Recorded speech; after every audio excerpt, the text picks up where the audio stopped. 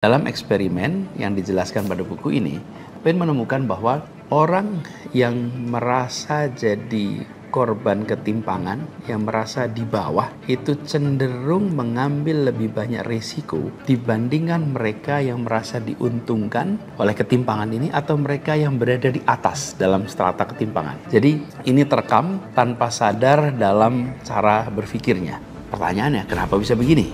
Jawabannya kira-kira seperti ini.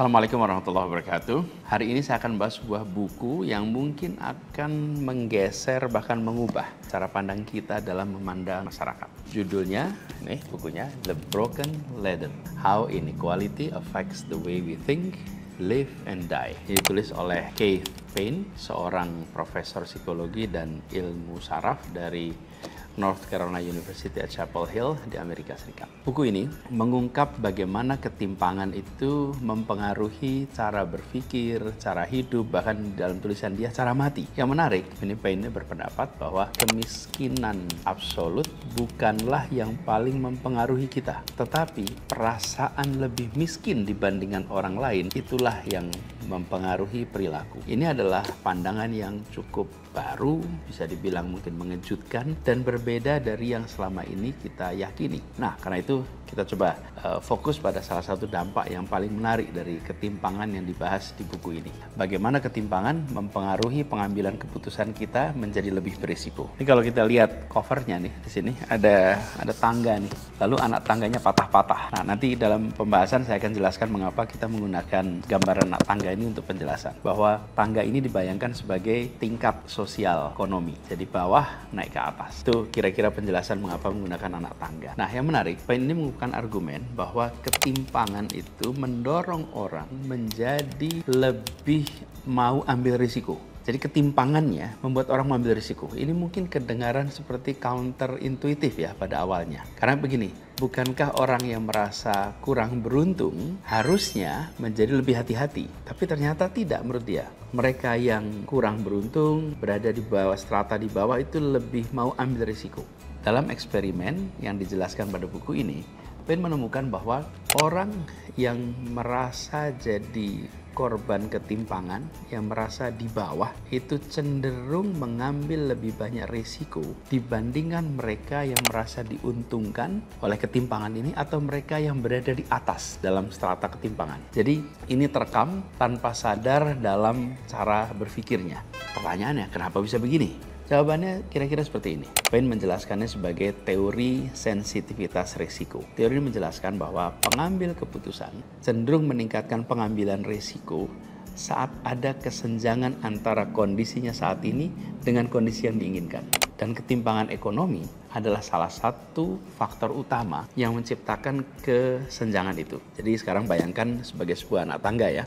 Bila Anda berada di dalam anak tangga sosial ekonomi, lalu Anda posisinya di tengah, maka Anda bisa melihat di atas Anda ada orang yang memiliki kehidupan lebih baik, kondisi ekonominya lebih baik, barangkali rumahnya lebih baik, punya motornya lebih baik, atau mobilnya lebih baik. Dan kesenjangan antara posisi Anda yang di sini dan posisi yang Anda inginkan itu terasa jelas. Dalam situasi seperti ini, maka Anda punya kecenderungan mau mengambil hal-hal yang berisiko sekalipun asal bisa membawa Anda naik ke atas. Nah, inilah yang membuat orang mau ambil risiko itu. Jadi seseorang misalnya mau ambil kegiatan berisiko, judi, dengan harapan nanti bisa lompat beberapa anak tangga kepada posisi yang diharapkan. Atau mungkin ambil pekerjaan dengan risiko yang besar, tapi bisa lompat ke atas, pendapatan lebih besar. Atau mengambil pekerjaan berisiko besar walaupun mungkin punya dampak yang negatif pada kesehatannya. Misalnya pekerjaan-pekerjaan yang berisiko kecelakaan, bahkan langkah-langkah yang punya risiko besar. Ini adalah cara mereka mencoba mengejar hasil yang diinginkan. Pengen lompat walaupun risikonya tinggi. Jadi bila hanya miskin saja tapi tidak merasakan ketimpangan, ya mungkin tidak akan mengambil risiko itu. Tapi karena situasinya di bawah dan melihat ada yang di atas, disitulah dia mau lompat.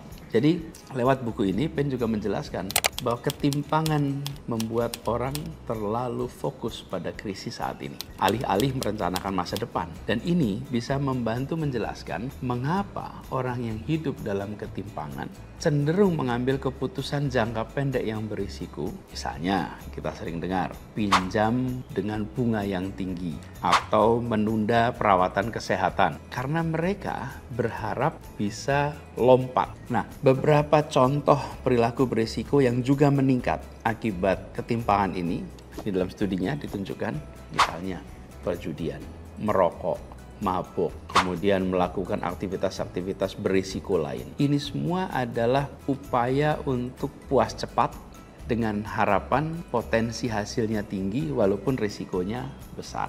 Tapi ada juga yang menarik, dampak ini tidak hanya terjadi pada orang miskin. Bahkan orang-orang yang secara objektif bisa dikatakan makmur pun bisa terpengaruh jika mereka merasa lebih miskin dibanding dengan yang lain. Jadi yang disebut tangga tadi itu tidak harus yang di bawah nih kondisi miskin ekstrim, bukan. Di dalam posisi tengah pun, ada di tangga di bawahnya nih, tapi ada yang di atasnya. Selama dia melihat ada yang di atasnya, maka ada kecenderungan untuk melakukan hal yang sama. Pada mereka ini, selain mengambil keputusan berisiko, penulis ini, Payne, juga menjelaskan dampak ketimpangan pada aspek lain kehidupan kita.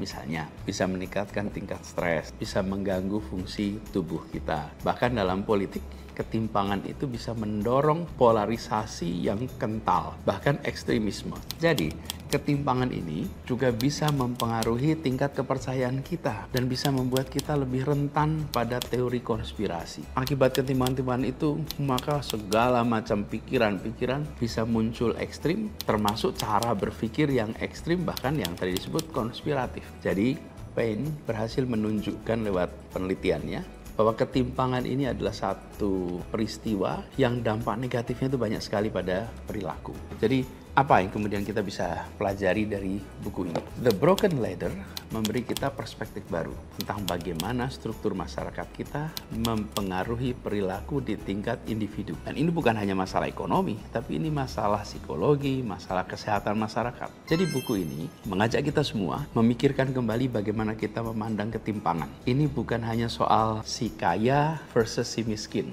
Ketimpangan ini bisa mempengaruhi kita semua. Bahkan mereka yang sudah berada di bagian atas pun dalam tangga skala sosial ekonomi bisa terdampak. Di negeri seperti kita, di mana ketimpangan itu masih amat nyata, kita menghadapi ketimpangan kota, desa, kota besar, kota kecil, antar pulau, antar terdidik, tak terdidik, antar bekerja, tak bekerja. Nah, ini semua merupakan situasi yang kalau kita pelajari dari buku ini harus dipandang lebih dari sekedar persoalan sosial ekonomi. Jadi, dengan penjelasan itu semua, maka kita harus memandang ketimpangan ini dengan perspektif baru. Ketika kita berada di dalam anak tangga yang lebih di atas, jangan pernah memandang mereka yang berada di posisi lebih bawah di dalam strata anak tangga ini dengan standar yang sama seperti kita. Kita harus ada empati lebih tinggi, harus ada rasa kasih sayang, harus ada rasa rahman rahim, karena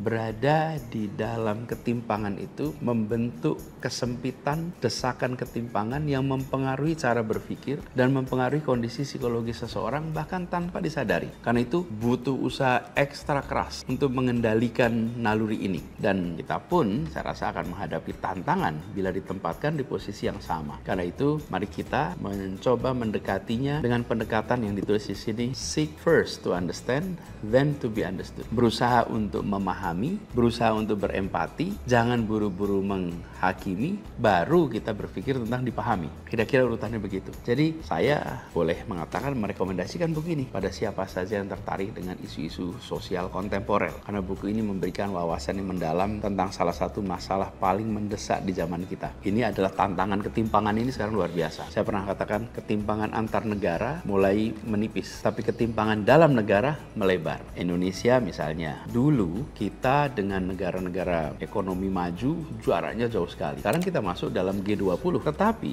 di dalam G20 itu ada Indonesia, ada India, ada Tiongkok. Ini masing-masing negara di dalam negerinya memiliki ketimpangan yang luar biasa. Jadi dengan memahami memahami bagaimana ketimpangan itu mempengaruhi kehidupan kita di negara-negara seperti Indonesia yang punya persoalan ketimpangan, ini menjadi sangat penting. Harapannya kita bisa lebih baik dalam mengatasi dampaknya. Kita lebih baik dalam mengelola kehidupan pribadi-pribadi maupun dalam menyusun kebijakan publik. Jadi, buat teman-teman yang ingin memahami lebih dalam tentang bagaimana masyarakat bisa bekerja dan bagaimana kita bisa membuat lebih baik, kita bisa membuat kondisi lebih baik, maka buku ini, The Broken Leader oleh Keith Payne, adalah menjadi bacaan yang menurut saya perlu untuk dituntaskan. Terima kasih. Assalamualaikum warahmatullahi wabarakatuh.